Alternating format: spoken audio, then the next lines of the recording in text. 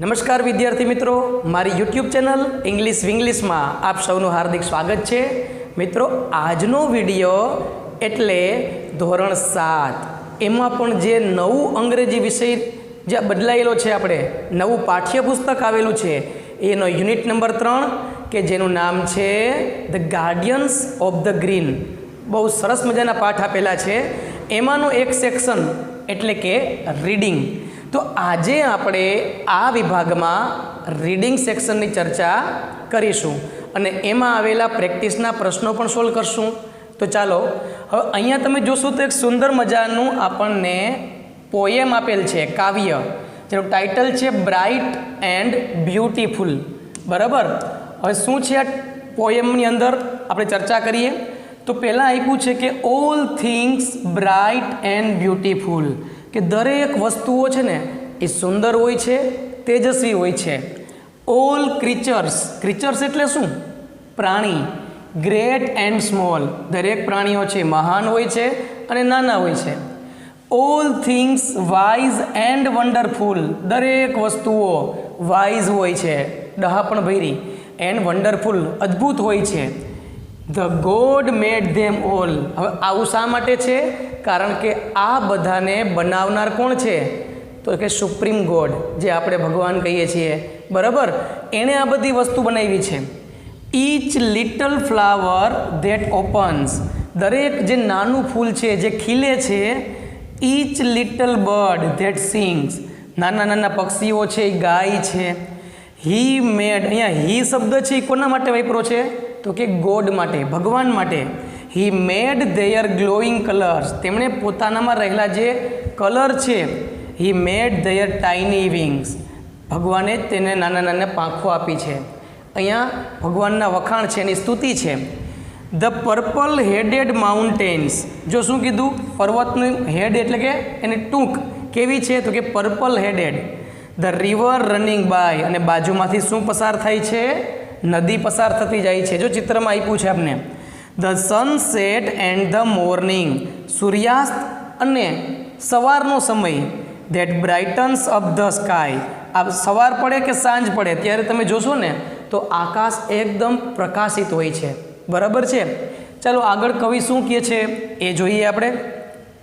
The cold wind in the winter, શિયાળાની અંદર તો કે ઠંડો પવન ફૂંકાય છે. ધ પ્લીઝન્ટ સમર સન, જ્યારે ઉનાળામાં સૂર્ય છે એકદમ પ્લીઝન્ટ હોય છે. ધ રાઇપ ફ્રૂટ્સ, પાકા ફળો. ઇન ધ ગાર્ડન, બગીચામાં રહેલા પાકા ફળો. હી મેડ ધેમ એવરી વન, તેણે આ બધી વસ્તુ છે ને એ બધા વ્યક્તિ માટે બનાવી છે. ક્યારે આપણે સૂર્ય જ પ્રકાશ આપે છે તો ક્યારે આપણી પાસે બિલ માંગ્યું કે ચાલો આટલું બિલ થશે? આવું મસ્ત ઠંડો ઠંડો પવન આવતો હોય રાત્રે કે એમ ને એમ ઊંઘ આવી જાય તો ક્યારે એણે આપણી પાસે બિલ મોકલ્યું છે કે ચાલો 1 મહિનાનું તમારે 550 રૂપિયા બિલ ભરવું પડશે?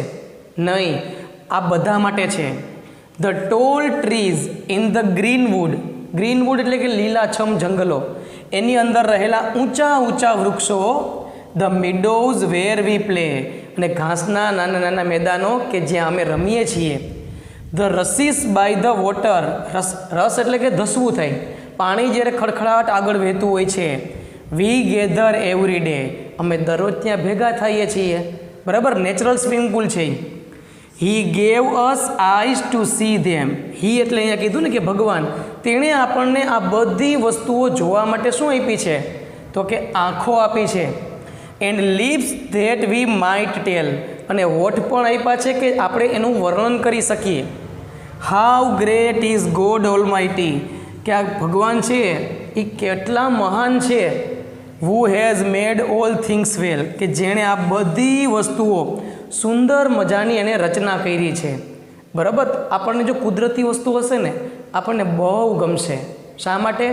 કારણ કે કુદરતે પોતાના તમામ સારા સારા વિચારો એની અંદર આપેલા હોય છે. આપણે ખાલી એને દૂરથી જોઈએ તો પણ મજા આવે. બરાબર છે.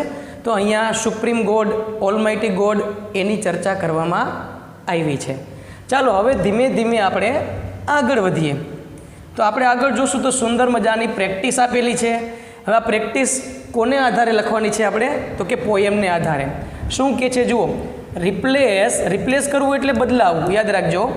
રિપ્લેસ ધ અંડરલાઇન વર્ડ્સ એટલે કે લીટી કરેલા શબ્દોને આપણે રિપ્લેસ કરવાના છે, બદલાવવાના છે. એન્ડ રિસાઇટ ધ સ્ટાન્ઝા, અને આ જે સ્ટાન્ઝા આપેલ છે, સ્ટાન્ઝા એટલે કે કાવ્ય પંક્તિ, એને રિસાઇટ કરવાની છે, ગાવાની છે. પણ હું નહીં ગાઉં, કારણ કે હું ગાઈશ તો તમે સાંભળી નહીં શકો, બરાબર. એના માટે સહનશક્તિ જોશે. એટલા માટે આપણે ખાલી અંડરલાઇન કરેલ શબ્દને રિપ્લેસ કરીએ. તો ચાલો અહીંયા મેં તમારા માટે આ વસ્તુ છે એ કમ્પ્લીટ રાખી છે, રેડી મેડ, બરાબર છે. ઓકે, તો ચાલો અહીંયા ધ્યાન આપજો. જો આપ્યું છે ઓલ થિંગ્સ બ્રાઇટ એન્ડ, હવે બ્યુટીફુલ છે એની જગ્યાએ તમારે શું લખવાનું છે? કલરફુલ. ઓલ ક્રીચર્સ ખાલી જગ્યા એન્ડ સ્મોલ, તો આપણે કૌંસમાં જે શબ્દ આપેલ છે એ યુઝ કરવાનો, એટલે કે રિપ્લેસ કરીને આપણે શું લખી નાખશું ત્યાં? બિગ. ઓલ થિંગ્સ ખાલી જગ્યા એન્ડ વન્ડરફુલ, તો આપણે શબ્દ બદલાવીને શું લખશું અહીંયા? નાઇસ, બરાબર છે. ધ ગોડ ક્રિએટ ખાલી જગ્યા ધેમ ઓલ, તો આપણે જે શબ્દ કૌંસમાં આપ્યું છે એની જગ્યાએ લખશું આપણે ક્રિએટેડ. તો આ તમને રેડીમેડ જવાબ આપેલો છે, જે તમે સારા અક્ષરે લખી શકો છો. ત્યાર પછી મિત્રો આપણે જોઈએ કે આપણને પ્રશ્ન અને જવાબ કરવાના છે 1, 2, 3, 4 અને 5. ત્યાર પછી આપણે ક્લાસિફાઈ કરશું. તો આ પ્રશ્ન છે બી, એના જવાબ આપણે જોઈએ. બીના જવાબ છે આપણી પાસે. તો પહેલો પ્રશ્ન છે who made all things bright and beautiful, કે આ બધી વસ્તુઓ કોણે સુંદર અને તેજસ્વી બનાવી છે? તો જવાબ છે ગોડ. એટલે વુ વાળો કોઈ પણ પ્રશ્ન હોય ને એમાં વુના સ્થાને જવાબ મૂકીને બાકી બધું એમને એમ, એટલે કે God made all things bright and beautiful. બીજો પ્રશ્ન છે what did God make for the bird, ભગવાને પક્ષીઓ માટે શું બનાવ્યું છે? તો કે ગોડ મેડ ટાઇની વિંગ્સ, નાની નાની પાંખો, ફોર ધ બર્ડ્સ, બરાબર. આ કૌંસવાળું તમે ન લખો તો ચાલશે. ત્રીજું what brightness of the sky, કઈ વસ્તુ છે એ આકાશમાં પ્રકાશિત બનાવે છે? તો કે એક તો ધ સનસેટ, જ્યારે સૂર્યાસ્ત થાય છે તે, એન્ડ ધ મોર્નિંગ અને સવાર, બ્રાઇટન ઓફ ધ સ્કાય, સવાર અને સાંજ છે ને આકાશને વધારે પ્રજ્વલિત બનાવે છે. ત્યાર પછી મિત્રો આપણે આગળ જોઈએ, ચોથો પ્રશ્ન પહોંચ્યા છીએ આપણે. કમ્પ્લીટ ધ બ્લેન્ક્સ, એટલે આપણે અહીંયા ખાલી જગ્યા પૂરી કરવાની છે, બરાબર. તો ફ્રૂટ્સ આપ્યું છે, તો ફ્રૂટ્સ કેવા છે? રાઈપ છે. વિન્ડ પવન કેવો છે? તો જવાબ આવે છે કોલ્ડ. બર્ડ્સ શું કરે છે? તો કે સિંગિંગ. અને ટ્રીઝ છે એ ટોલ છે. તો આ બધી એની ખાસિયત છે. શું છે? ખાસિયત. ત્યાર પછી પાંચમો આપણને પ્રશ્ન પૂછ્યો છે કે where do the tall trees grow, ઊંચા ઊંચા વૃક્ષો ક્યાં ગ્રો થાય છે, વધે છે? તો જવાબ આવશે the tall trees grow in the green wood, લીલાછમ જંગલની અંદર, બરાબર. તો અહીંયા મિત્રો આપણે આ 5 પ્રશ્ન પૂરા કર્યા. ત્યાર પછી હવે ક્લાસિફાઈ આવેલ છે, યાદ રાખજો. ક્લાસિફાઈ કરવું એટલે શું? છઠ્ઠો પ્રશ્ન. ક્લાસિફાઈ કરવો એનો અર્થ થાય વર્ગીકરણ કરવું. તો કયા 2 વસ્તુ આપ્યા છે? તો કે classify the words in the given table, natural, અને બીજું આપ્યું છે આપણને મેન મેડ, બરાબર. નેચરલ એટલે કે કુદરતી, અને મેન મેડ એટલે કે માનવ દ્વારા સર્જિત, જે મનુષ્ય બનાવેલ છે. હવે ટેબલ છે એ કુદરતી નથી, તો એ કેમાં આવશે?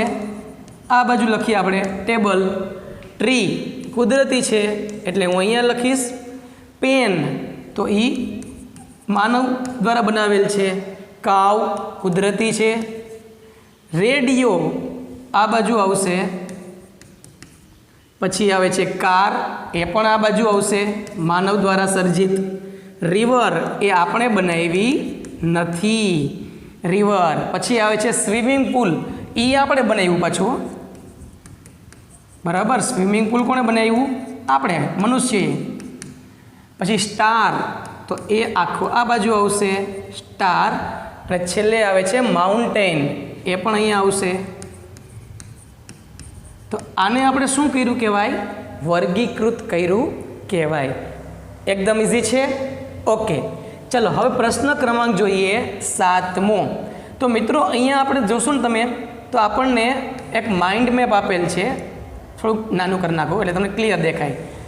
Complete the mind map as per the example. હવે જો અહીં શું લખ્યું કે natural things our senses like to, કે આપણી જે ઇન્દ્રિયો છે, સેન્સીસ છે, કે ભાઈ સૂંઘવાની શક્તિ, બરાબર, પછી સ્વાદ પારખવાની શક્તિ, સ્પર્શેન્દ્રિય છે, તો આ બધી ઇન્દ્રિયો સાથે કઈ વસ્તુ સંકળાયેલી છે એ આપણે જોવાનું છે.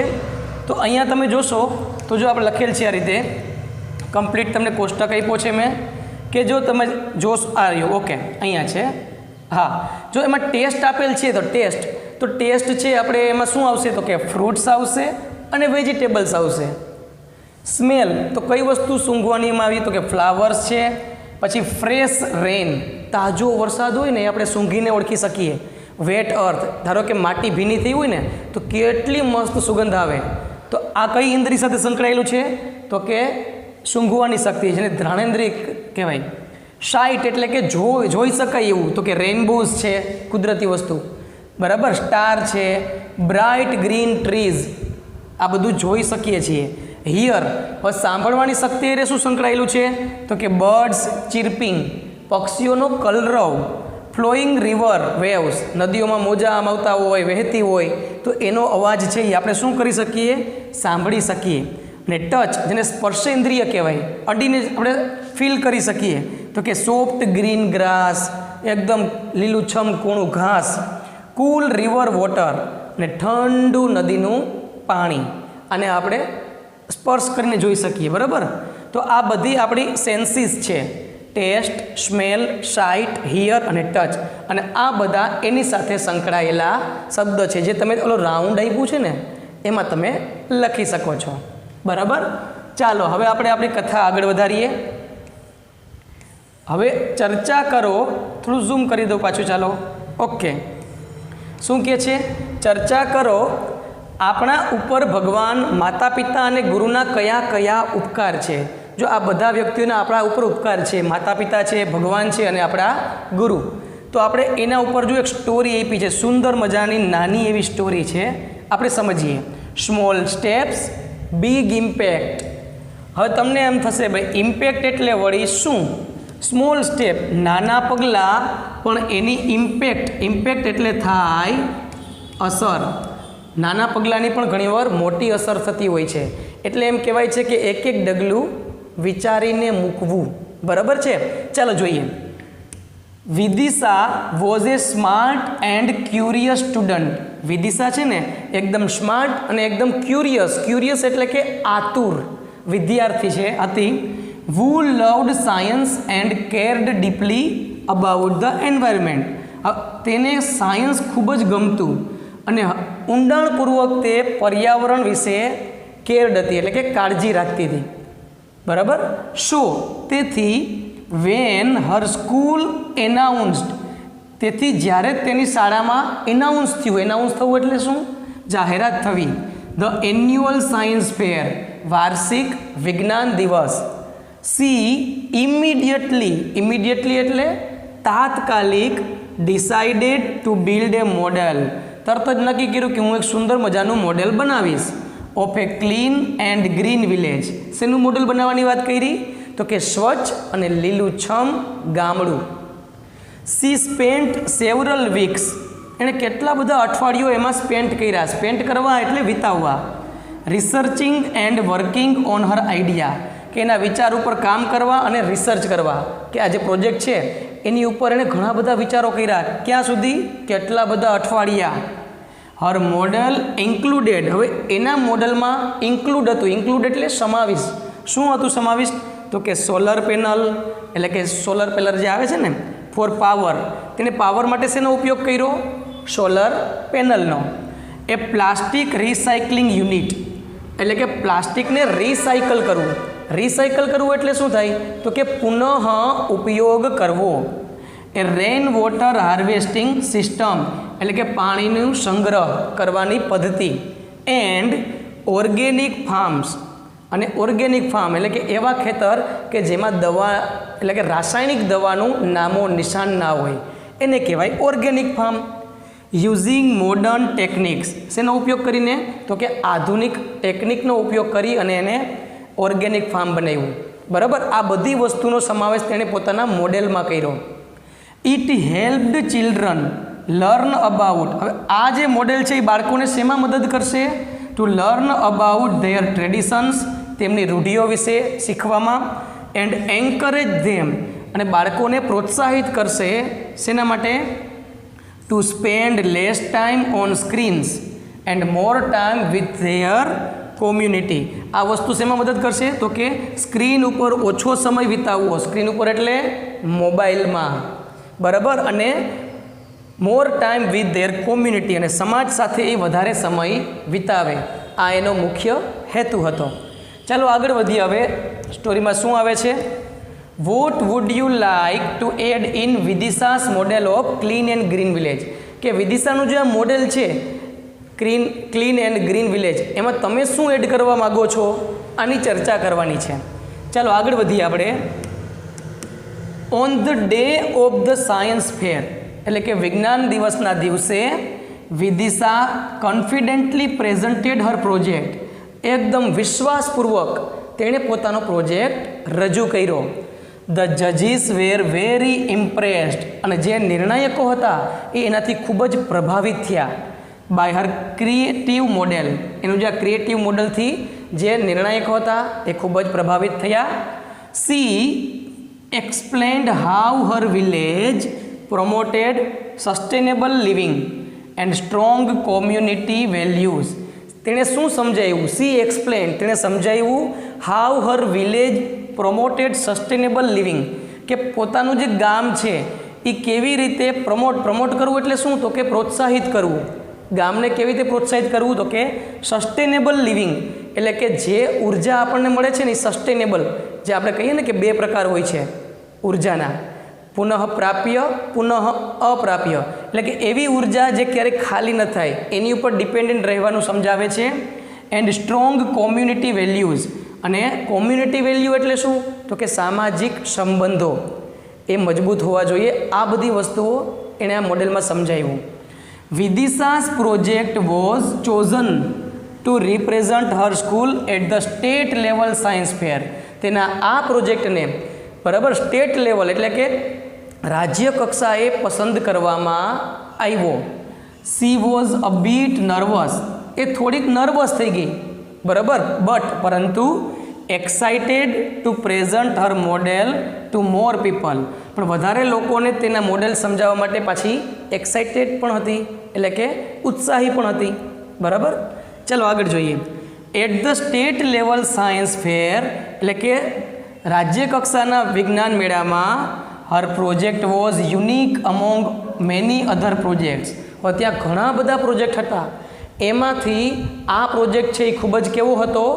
યુનિક હતો. જજીસ એન્ડ વિઝિટર્સ, નિર્ણાયકો અને મુલાકાતીઓ, praised her for combining environmental solution with community development. તેણે શું કર્યું હતું પોતાના પ્રોજેક્ટમાં? બે વસ્તુનું કોમ્બિનેશન કર્યું. કોમ્બિનેશન કરવું એટલે જોડવું. કઈ બે વસ્તુ?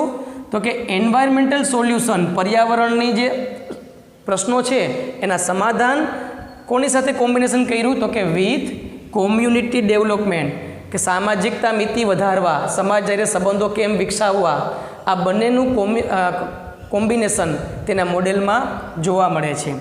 સી ક્લિયરલી એક્સપ્લેન, તે સ્પષ્ટપણે સમજાવે છે the importance of using renewable energy. બરાબર, શેનું મહત્ત્વ સમજાવ્યું એને?